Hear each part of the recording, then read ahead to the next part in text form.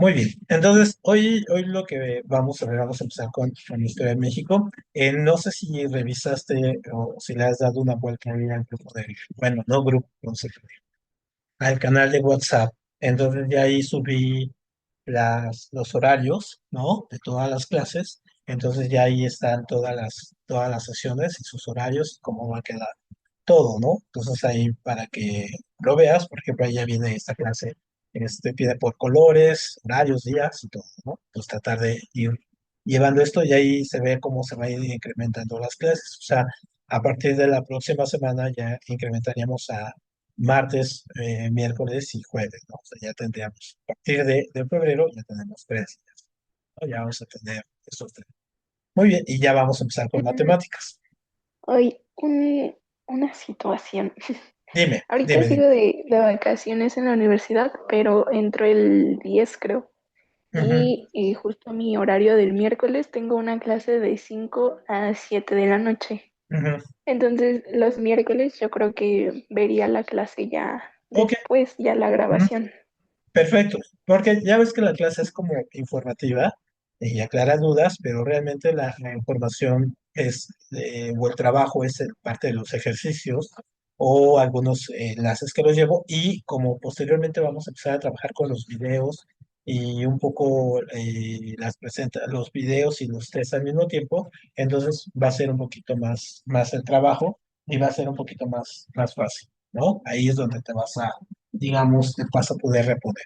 Y la clase, pues sí la puedes ver después, ¿no? Un poquito. Cuando llegues a tu casa, seguramente ya está la clase ahí en el canal, ¿no? De esto. Perfecto. Entonces, y así, porque estás todavía en la escuela, estás en la otra escuela, me habías comentado, ¿cierto? Sí, ya estudiando nutrición.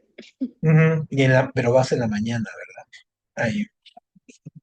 Pues ahora este semestre me mezclaron el horario Ujú. y de repente tengo unas clases en la mañana, otras en la tarde y pues esa que acaba hasta las 7. Ujú. Sí, es un poco complicado. Y, o sea, estás con nutrición allá, ¿y cuál vas a hacer acá? Igual me quiero meter a nutrición. Perfecto. Ujú. Muy bien. Bueno, pues vamos a darle aquí y bueno, aquí anda la ratita ya, viene, todavía está un poco como desorientada. Así. De historia de México, en cualquiera que sea las áreas, nada más vienen 10 preguntas. Y son preguntas también, en este caso, a veces unas muy digamos, muy generales y algunas, una o dos, que te ponen alguna pregunta con algún acontecimiento, un nombre un poco raro, ¿no? Entonces, y no empezamos desde México prehispánico ni la conquista de la colonia, lo vemos como empezamos a partir de la independencia. Entonces, como un poco la parte de historia, no sé si lo ves, pero por ejemplo, historia es muy repetitiva. La historia es muy, muy, muy, muy repetitiva. Y entonces, por ejemplo, lo ves en la primaria, lo ves en la secundaria, lo ves ahora en la prepa, ahora en la universidad. Entonces, se va repitiendo mucho, ¿no? Esta materia.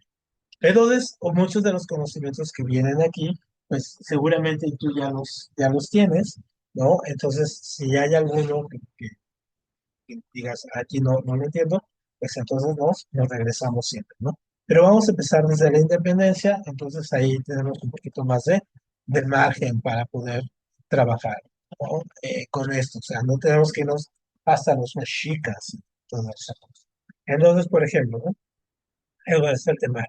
Déjame avanzar aquí.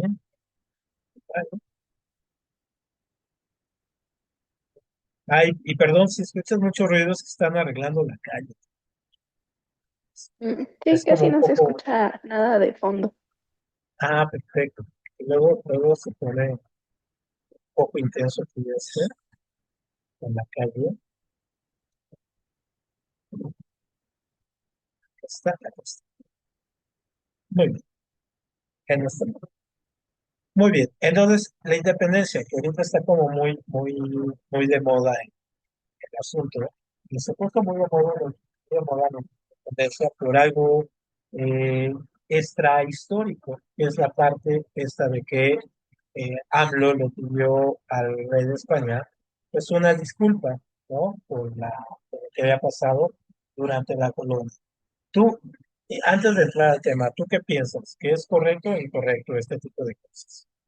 Por ejemplo, que el presidente de México le haya, independientemente de quién sea el presidente, que le hayan pedido al rey de España que se disculpara. Pues yo creo que está mal. O sea, hay que entender que dan otros contextos. Y pues, no sé, siento que de cierta manera que nos haya independizado un país europeo nos ayudó mucho a, pues, a tener más alimentos, de toda la tecnología llegó al país, pues gracias por eso. Ujú, ujú. Sí, obviamente hoy hay una coyuntura, ¿no? Una coyuntura muy especial en el sentido de que, pues, son los europeos los que llegan acá. Pero a América antes habían llegado otras, bueno, hay varias teorías del poblamiento de América, desde el estrecho de Bering, la cuestión de la llegada por la parte de la, eh, ¿cómo se llama esto? Filipinas, o bueno, desde esta parte de Asia, por esta ruta que llega por Hawái y luego llegó por Perú. Esa es otra. Hay otra que es desde el norte, que se piensa que llegaron pasaron del continente, Inglaterra, luego Groenlandia, y luego llegaron a Canadá y por ahí poblado. En fin, hay varias. Lo que sí sabemos, tenemos evidencia, es que en América, cuando llegó Colón, en este caso, ya América había sido pues visitada por otro tipo de culturas que, sin embargo, no se quedaron, ¿no? O sea, no se quedaron aquí o no hicieron, pues no hicieron el quedarse, ¿no? No se quedaron, sino más bien lo que hicieron fue explorar un poco, se retiraron, se fueron. Pero los españoles y los ingleses posteriormente, y los portugueses y los franceses y los holandeses, cuando llegaron aquí a América, fue por este deseo de básicamente de llegar a la India, ¿no? O sea, como en Europa, los musulmanes cierran todo el parte de todo el continente, entonces comienza una idea de salirse. ¿No? ¿Cómo nos animamos, cómo llegamos de nuevo a este comercio importante que es en la India? Y entonces, pues, si ven, bueno, tienen muchos ingenieros, tienen navegantes, mercantes, que deciden aventarse a esta aventura de conocer o inventarse nuevas rutas. Entonces, obviamente, es un proceso muy interesante porque va a ser como mucho ensayo y error. Se van a hundir muchos barcos, va a morir mucha gente hasta que Colón llega a América. Curiosamente, cuando Colón llega a América, él piensa que llegó a la India. Por eso se nos conoce a nosotros como indígenas o, en este caso, por la gente que se refiere a veces de manera despectiva a los indígenas, indios, ¿no? Y lo más curioso es que nosotros a la gente de la India no les decimos indios porque sentimos que se oye feo, pero en realidad no, ese es la forma, su adjetivo, en este caso, correcto, ¿no? Genuino, porque a veces la gente les dice hindúes o hindús, pero pues no, es incorrecto, porque hindús es una religión, ¿no? De las tantas que hay, el shintoísmo. Entonces, obviamente, la parte interesante es que cuando llegan acá los españoles, los ingleses, los europeos, en fin, se van a encontrar con un mundo totalmente diferente. Hola, hola, hola, Graciela, hola, Ferran. Ya lo vi, ¿no? Y entonces van a llegar, en este caso, los europeos y se van a encontrar con un mundo que si bien no está avanzado como ellos, sí tienen ya tienen civilizaciones, tienen una organización social, política, por ejemplo, como los mexicas o los incas, ¿no? Que ya están bien organizados y tienen estructuras. Y no tienen el nivel de desarrollo que tienen los europeos por algo muy interesante. Primero, no tienen las mismas tierras, por ejemplo, no tienen el trigo, no tienen las mismas condiciones climatológicas. Eso es una de las cosas. Pero otra es que, por ejemplo, no se usaba la rueda. Por ejemplo, aquí en Tenochtitlan no se usaba la rueda. Y uno diría, bueno, ¿por qué no se usaba la rueda? Fácil, pues, porque no había animales de carga. Entonces no había bueyes, no había caballos, eso. Entonces, obviamente, pues no se podía construir de la misma forma que construían en Europa. O, por ejemplo, aquí los ríos eran de otro tipo, no eran como estos ríos europeos, que, por el tipo de lluvias que tienen más canales.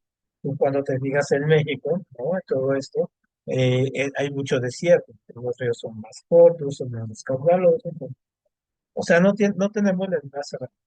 Entonces, por ejemplo, los europeos tuvieron la gran suerte de, obviamente, tener los inicios de la civilización prácticamente en las puertas, porque si bien las teorías más importantes del origen o el poblamiento de la Tierra, pues es que el hombre surge en África. Y entonces al surgir en África migra. Entonces es muy fácil. África llegaron muy rápido a lo que es Europa, y acá, según la teoría de poblamiento de este continente rebelde, tienen que recorrer toda Asia, ¿no? Para llegar a la parte de Asia y luego brincar a América. Entonces, obviamente, pues hay una dimensión temporal diferente que hace que estos países pues tuvieran una mayor aceleración, tanto condiciones geográficas, condiciones históricas, temporales, ¿no? Incluso hasta de fauna, ¿no? De fauna y flora. Entonces, obviamente, eso no significa que unos estuvieran más atrasados que otros, sino que más bien tienen diferentes momentos, porque la organización política, social, cultural, pues están muy avanzados ambos. Sí, si bien mientras Leonardo da Vinci estaba pintando la Mona Lisa acá en Italia, acá estaban construyendo pirámides todavía. Pero decirlo, pensar que eso es como más atrasado, no, porque también es una estructura muy compleja de llevar la civilización o como tenía. Entonces, cuando llegan los europeos acá, pues es un choque cultural que hasta la fecha lo seguimos viviendo, ¿no? Como esto que decíamos de la carta. Lo seguimos viviendo, ¿por qué? Porque los españoles y los europeos, por ejemplo, llegaron también, no nada más llegan ellos con su cuestión cultural o la cuestión económica o la cuestión, en este caso, de los alimentos, nuevos alimentos, que eso se llama sincretismo. Es decir, se van a unir ideas, en este caso de uno y de otra región, se van a unir, pero también se van a unir, por ejemplo, alimentos. Entonces, por ejemplo, en los tamales que vamos a comer en unos días, por ejemplo, del 2, o el domingo, creo, pues es un platillo sincrético.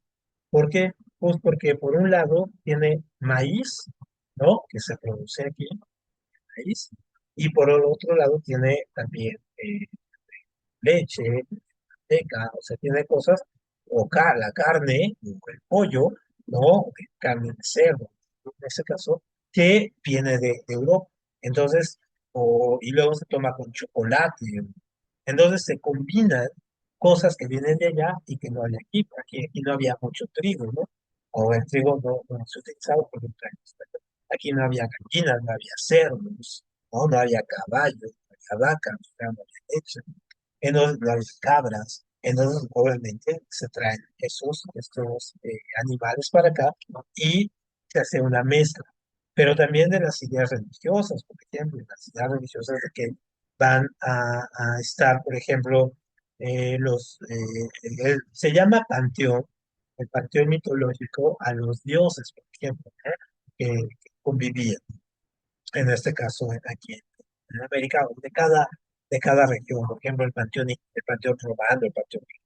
Entonces, el panteón, por ejemplo, mexica, era muy interesante porque había dioses absolutamente para todo, ¿no? Como en un primer momento también lo había con los griegos o los romanos, que tenían dioses del fuego, del agua, en fin. Aquí también lo había, ¿no? Entonces, cuando llegan los españoles, se fusionan las deidades. Entonces, las deidades, estas como Cuatlicue, en este caso que era la diosa madre, se fusionan con una creencia que viene de Valencia, ¿no? En este caso de España, de Extremadura, que viene, que es la Virgen María, ¿no? Entonces se fusiona y pues por eso tenemos la Virgen María, que es una forma de sincretismo, o sea, dos diosas más, ¿no? La diosa madre de acá por la diosa madre. Ahora, por ejemplo, cosas tan simpáticas como en la rosca ponerle el muñequito, pues es una tradición también secreta. ¿Por qué? Porque, por ejemplo, los indígenas, cuando son evangelizados, al principio, se les ponía, se les ponía la imagen del santo, por ejemplo, el santo europeo, pero los indígenas querían conservar todavía sus dioses, a Huitzilopochtli, Tlaloc, entonces lo que hacían es hacer una figurita y la introducían al interior del santo de barro o de lo que hacían al San Antonio y todo eso, lo ponían ahí, ¿no? Adentro. Y entonces cuando allí pasaba el padre, ¿no? Entonces lo que le hacían la reverencia prácticamente al Dios, pero que estaba adentro, no al Dios que estaba afuera o al santo, sino al Dios que estaba. Entonces, por ejemplo, un poco de eso se coló, por ejemplo, de que venga el muñequito dentro, ¿no? Ahí como un poco festivo, y se celebra el Día de la Candelaria, en fin, ¿no? Entonces, todas estas tradiciones que tenemos son sincréticas, ¿no? Se fusionan, el lenguaje, la lengua, perdón, se fusionó. Por ejemplo, se introdujeron palabras como tomate, ¿no? Aguacate, no sé, en fin, todas las palabras que entonces se introdujeron esto, y el náhuatl pasó a ser una lengua secundaria para darle paso al español. Entonces, obviamente, todo eso nació una nueva cultura. Entonces, por ejemplo, cuando nosotros pensamos en la cultura mexicana, tenemos que pensar que son muchas capas. Está la cultura, en este caso, prehispánica. Se llama prehispánica porque es antes de los españoles o precolombina, antes de Colón, ¿no? Entonces, por ejemplo, todo eso es una parte muy importante, muy amplia, ¿no? Son, por ejemplo, la cultura madre aquí son los olmecas, entonces hay vestigios olmecas de hace 5.000, 7.000 años, ¿no? Antes de la era, y te habla que estaban ahí, esa gente estaba ahí, muchísimo antes.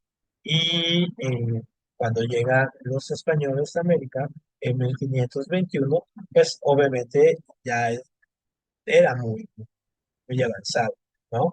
Entonces, obviamente esa parte es una parte de la cultura.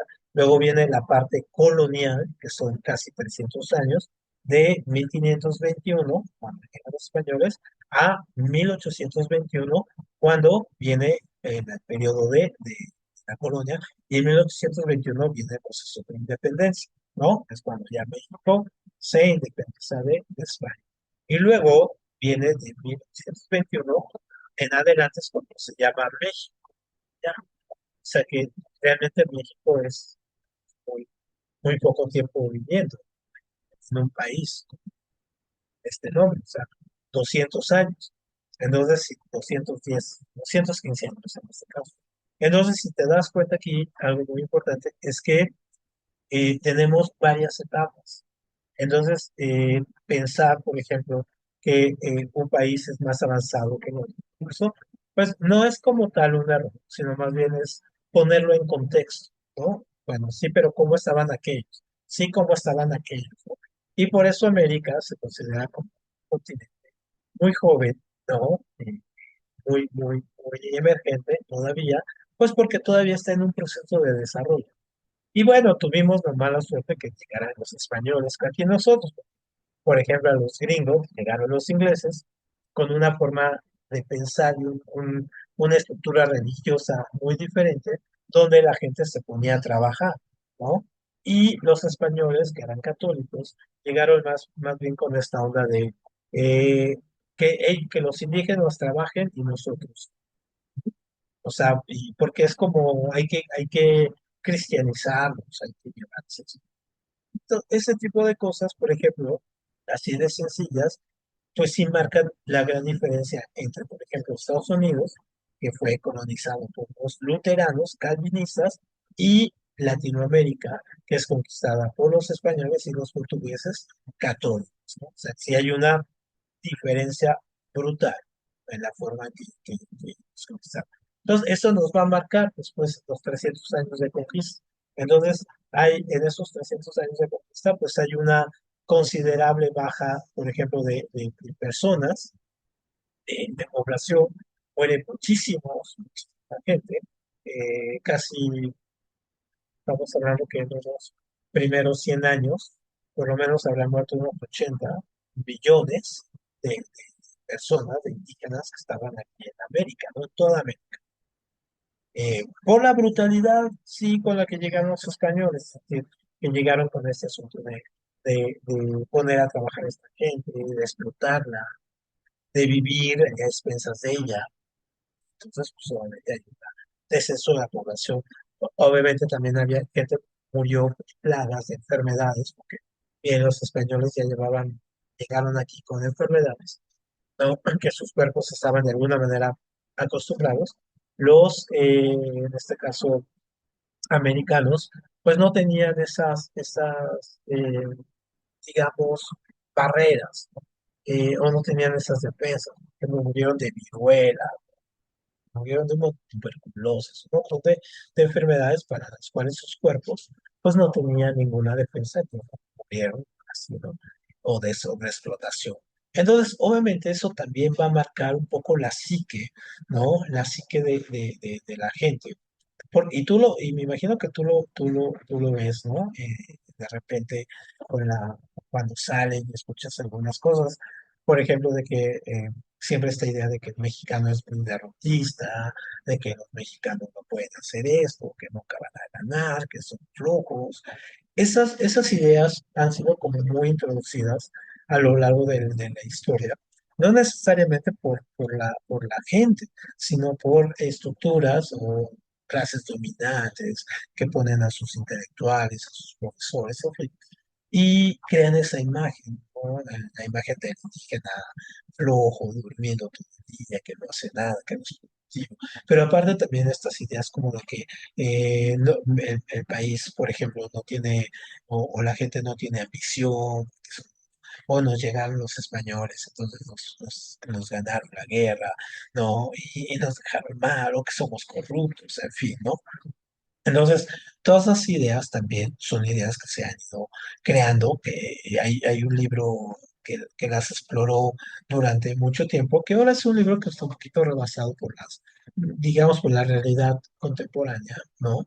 Que es El laberinto de la soledad de Octavio Paz, que explora mucho esta situación. Entonces, también hay otros libros, por ejemplo, otro sociólogo que se llama Roger Barthes, que explora esta idea de un ajolote.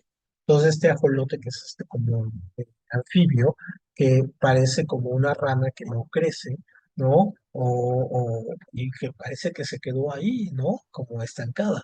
Entonces, por ejemplo, siempre se menciona que tenemos como ese complejo del ajolote, pues porque o nos quedamos sin evolucionar a ser la rana o nos quedamos en un estado como de anfibios, pues ahí, ¿no? Como indefensos. Entonces, un poco se ve a México con ese asunto. Incluso ya ves que el ajolote es una especie endémica de México, entonces la ponen como eso. Entonces, obviamente, todo ese tipo de cosas influyen al momento, por ejemplo, de crear la historia nacional, entonces, o de pensar la historia de México. Entonces, todo ese tipo de cosas hace que, por ejemplo, la historia de México esté llena de datos falsos, historias un poco ridículas, héroes inventados, ¿no? Héroes que no existieron, ¿no? Que no sabemos qué hizo, ¿no? Que alguien los inventó. Y un montón de falsedades, fechas equivocadas, ¿no? Interpretaciones malintencionadas, en fin. Entonces, por eso la historia de México es un poco más, digamos, difícil de la historia universal, que pues tiene más interpretaciones y podemos analizar más, pero la historia de México siempre trae ese campo de ideología, ¿no? Entonces, por ejemplo, cuando nosotros aquí en nuestro curso vemos la historia de México, empezamos a partir de qué es lo que, qué es lo que causa la independencia, ¿no? Entonces, y este proceso es muy curioso, cómo México después de esos 300 años donde está siendo colonizado, ¿no? Donde está siendo explotado, se va el oro, se va la plata, ¿no? La gente está empobrecida, o sea, la población indígena, donde comienzan a mezclarse las razas, y sí, comienza a haber este periodo de mezcla racial, ¿no? Eh, y entonces hay una cuestión donde van a surgir incluso castas, surgen los peninsulares, que son los españoles, surgen los mestizos, ¿no? Que son, en este caso, combinación de español con indígena, surgen los criollos son los hijos de españoles, pero que nacen en México, y están los afrodescendientes, ¿no? Que antes se decían negros, ¿no? Descendientes que llegaron de aquí como esclavos, y luego están los indígenas. Entonces, todas estas mezclas pues conviven. Y a partir de esos 300 años, pues se va haciendo toda esta mezcla y va a dar como pie por lo que nosotros ahora somos, ¿no? Que somos, pues sí, de piel morena, características físicas, no muy altos, en fin, todo ello. Pero eso también tuvo que ver también con nuestro pasado indígena, ¿no? Y después con todas estas mezclas, aunque bueno, hay gente que no le gusta que le digan que tiene un pasado indígena, ¿no? Y se está buscando como su pasado español, ¿no?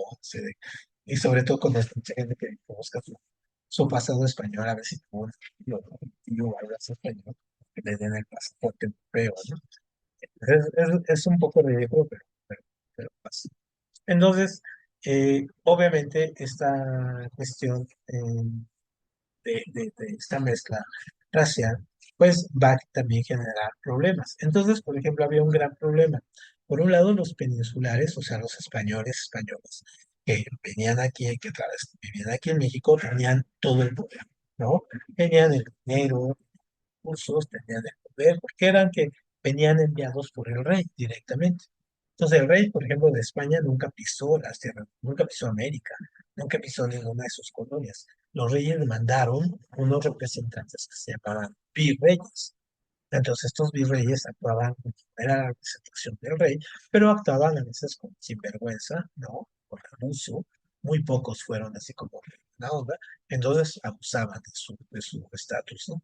Y entonces, obviamente, muchos de estos también crearon algún tipo de distancias. Entonces, el primero que tuvimos fue Antonio de Mendoza, ese fue el primer virrey que llegó aquí. Y ahorita vamos a ver las instituciones que se crearon y todo ello. Pero entonces, cuando los criollos empiezan, después de 300 años, empiezan a tener un poco de recelo por el poder que tienen los peninsulares. Dicen, bueno, nosotros nacimos aquí. Entonces, si nosotros nacimos aquí, pues merecemos tener el poder, necesitamos, o pongo que no el poder total, pero sí necesitamos o queremos tener mayor presencia, mayor contribución, no nada más que nos usen, ¿no? Y entonces, obviamente, los españoles peninsulares, pues dicen, no, no, no, no, no, o sea, no tan rápido, no, ni se aceleren, porque no es por ahí. Ustedes nacieron aquí, pero bueno, tienen sus derechos. Y hay que te suene esto es un poco lo que estamos viviendo ahorita con lo que está pasando también en Estados Unidos, que les quieren quitar el derecho de nacimiento a la gente que nace ahí, ¿no? O sea, si tú vas a Estados Unidos y si tienes un bebé ahí, o igual estás de paseo, de viaje, o estás de indocumentado, pues inmediatamente si tienes un hijo, tienes la ciudadanía norteamericana. Bueno, a eso lo quiere cambiar Trump. Entonces, pasa un poco el problema con los criollos. Es decir, bueno, si nosotros nacimos aquí, nosotros queremos tener más derechos. Y esto dice, no, no los vas a tener. Entonces comienza a haber un pique ahí, ¿no? Comienza a haber un pique interno ahí. ¿Cuál es el pretexto para que esta comunidad surja, ¿no? Es decir, tengo un chance de decir, pues no, no va a ser por ahí y nos vamos a independizar de ustedes. Va a ser curiosamente, y aquí lo vemos en esta talla, ¿no? Vamos a tener que surgió la ilustración. Y se acuerdan, pues ya hemos visto la ilustración, ¿no? Habíamos visto aquí la parte de la ilustración en Europa, como dio pie después a este movimiento de las revoluciones burguesas, ¿no? Que hicieron que, bueno, surgiera y que creciera y que decapitaran a los reyes, que ya los reyes, que era Napoleón, en fin. Pero también trajo estas ideas de democracia, división de poderes, de las leyes, en fin. Entonces, obviamente, los criollos, esto es muy importante, los criollos mexicanos comienzan a leer a los ilustrados. Y al momento de que empiezan a leer a los ilustrados, empiezan a darse cuenta que ellos pueden tomar esas ideas para sí mismos y entonces poder presionar, en este caso, a los peninsulares y a los españoles de España. Entonces, obviamente, esto va a ser uno de los motivos. El otro gran motivo, otro gran motivo va a ser la independencia de los Estados Unidos en el 76. ¿Por qué? Porque fue el primer lugar donde se utilizaron, en este caso, o utilizaron la clase burguesa, las ideas de la ilustración, y se acuerdan que vimos que hicieron este cambio. Hicieron su constitución, hicieron todo esto. Entonces, obviamente, aquí vamos a tener ya digamos, un ejemplo y dicen, si ellos pudieron, pues por qué nosotros no vamos a poder, ¿no? Y entonces el gran motivo que va a surgir, ¿no? Va a ser esto, que Fernando VII, en este caso, que era el rey de España, es secuestrado por Napoleón Bonaparte y en lugar de poner, bueno, saca del poder y pone como rey de España a su hermano, que es Pepe Botella. Y entonces al poner a su hermano como rey, es un rey ilegítimo, ¿no? Es un rey ilegítimo y entonces obviamente los españoles no. Pero obviamente los colonos, en este caso de aquí en la Nueva España, ¿no? Lo ven básicamente como el gran motivo. Dice, bueno, como no hay un rey legítimo en México, bueno, en la Nueva España, no sé, perdón, como no hay un rey legítimo, entonces en España, por lo tanto, el virrey tampoco es legítimo, por lo tanto hay que sublevarlos, ¿no? Es el gran momento para tomar. O sea, no hay un rey, no hay nada, no hay que hacer. Y entonces, obviamente, también van a tomar a la Revolución Francesa como también. Entonces, tienen todo esto, la Revolución, la Ilustración, la Revolución de Estados Unidos, la Revolución Francesa y la caída de Fernando VII son los grandes, en este caso, motores externos de la independencia. Los motores internos o los antecedentes internos son esta cuestión de que la lucha entre los criollos y los peninsulares, ¿no? Estos que peleaban entre ellos por ver quién tenía, ¿no? El poder y sobre todo había unos niveles de pobreza también fuertes, extremos, que hacían que pues la gente de alguna manera estuviera muy apegada con los criollos. Mira, yo quiero estar con ellos porque ellos tienen el poder, ¿no? Ellos lo van a tener. Y entonces, lo que decíamos, ¿no? El momento clave va a ser cuando Napoleón saca a Fernando VII y entonces va a dar inicio a su de independencia. Y ese lo vamos a ver la próxima clase, ¿no? Porque tenemos a tiempo, lo vemos la próxima sesión, vemos la parte de cómo se da la independencia, los héroes, los nombres clave que nos preguntan mucho en el examen, y así vamos a ver. Y bueno, Ferran, que ya estás aquí, Rafael también, y solamente recordarles que en el canal del WhatsApp ya está el calendario con las fechas, todo, cómo vamos a ir tomando las clases, ¿no? Cuánto vamos a tener de matemáticas, cuánto para cada clase, y así irle viendo cuándo son los repasos, los exámenes y los días de descanso semanales. ¿Sale? ¿Dónde se veía eso? En el canal de WhatsApp, Va, donde pongo las clases, donde las va, subo, ahí ya está también. vale, Arturo. Ahorita ya estoy haciendo la convocatoria, de hecho.